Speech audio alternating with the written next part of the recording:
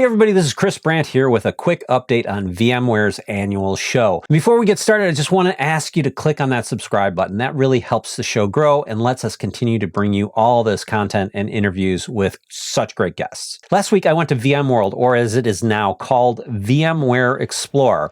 And I have to say it was a bit of a disaster for me, but I'll get into that in a bit. To start with, VMware Explore was held in San Francisco at the Moscone Center. Not sure this was a great decision. They may have felt that if they stay local, more companies will be interested in sponsoring and exhibiting.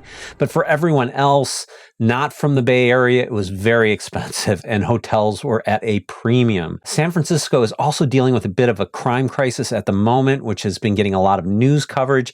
And I think that probably discouraged a lot of people. All of this plus a lingering pandemic, a bunch of monkey pox, and an uncertain economy meant that this event wasn't as well attended as previous ones. Additionally, a lot of uncertainty about the Broadcom acquisition was expressed, and this may have played into the lower attendance as well. It was a dramatically smaller show though, and it reminded me of some of the regional events that they do. Vendors I talked to said they had many good interactions, so maybe with less volume, you get a more interested crowd. I do know that this event used to sell out long before the show, but this year you could buy tickets at the door. Now the exhibit floor seemed to be less than half of what it previously was. On the show floor, the main focus was around storage, Horizon products, and visibility solutions. And the usual cohort of smaller vendors just wasn't there this year. And I'm not sure if this speaks to market conditions or an erosion of the VMware ecosystem. And while the exhibit floor was a little lackluster compared to previous years, the sessions seemed to be buzzing with activity. And I think the attendees were really focused on the education aspect of the show,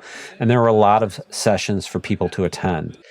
The sessions I attended were good, if not packed. I generally heard good feedback from people about their sessions. Now, VMware had a handful of announcements. They doubled down on cloud, citing an IDC analysis that showed 400% growth in cloud-native apps over the past 3 years, from a total of 72 million in 2019 to an estimated 310 million cloud-native apps today. Some of the big announcements were around products like VMware Image Builder, which is a SaaS service that allows customers to package, verify, and publish across multiple Kubernetes providers, taking a lot of the manual work out of building for multiple platforms.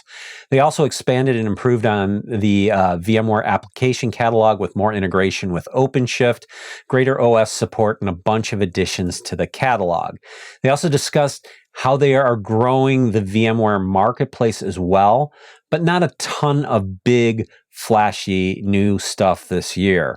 I think the biggest thing really is, the big Broadcom announcement that was made earlier. So my plan for this year's show was to meet with some of the vendors and get some interviews. I was able to interview OJ Wallenick from Kinetic, but shortly after a quick interview with him, I put my microphones down and somebody walked off with them while I wasn't looking. They were expensive and brand new, and that really sucked. And it was the first time I got to use them. So unfortunately, the recording I did was lost when the mics were taken, but I do have some of the audio off the camera, so please excuse the crowd noise. So tell me a little bit about Kentix. Yeah, so Kentic's been around since 2015. We're an ultra-fast, SaaS-based flow collection software system. Nothing to deploy on-prem. We've processed over 170 trillion flows just in 2021.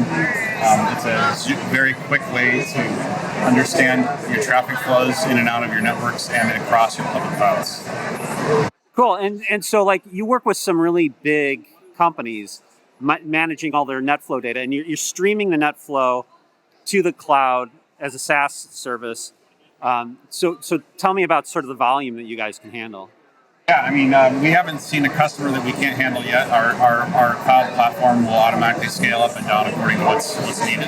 But we can very easily handle hundreds and hundreds of queries per second, even from one account, which is actually what happens when you run a query. It's broken down into all these little pieces.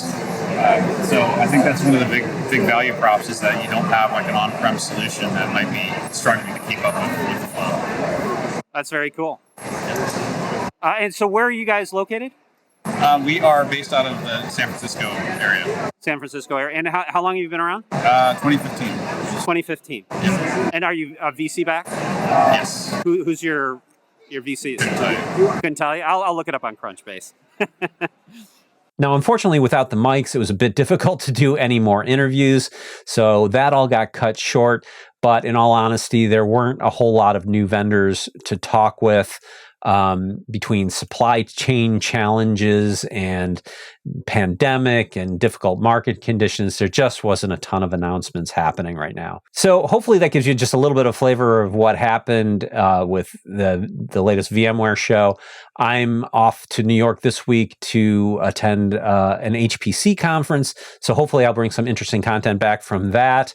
And I just wanted to thank you for watching, and if you want to support this channel, like I said before, please subscribe. That's the best way to show your love. And I will see you in the next one.